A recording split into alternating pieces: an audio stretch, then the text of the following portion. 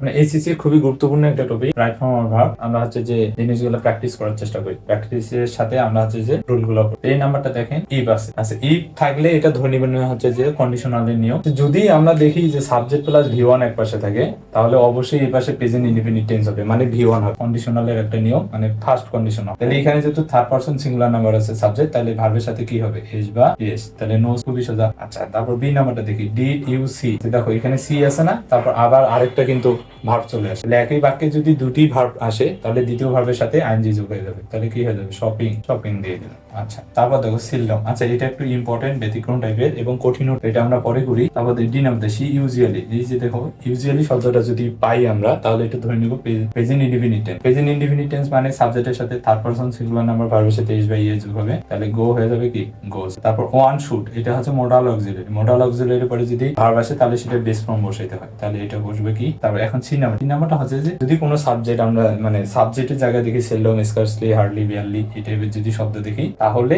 এটা হচ্ছে যে নেগেটিভ ভাবে করতে হবে। তাহলে এটা সঠিক নিয়মটা হবে এরকম, যেহেতু এটা নেগেটিভ তাহলে আমাদের ডন্ট করার লাগবে না, মানে নট যোগ করার দরকার নেই। তাহলে হবে টু আই। এই জিনিসটা একটু মনে রাখবে, ঠিক আছে। যদি এটা মানে আই এর জায়গায় যদি অন্য কিছু থাকতো, তাহলে ডাজ হয়ে যায় সেলডম ডু আই গো, এটাতে বাদ যাচ্ছে টু দা হিলস। আশা করি বুঝতে পারছেন।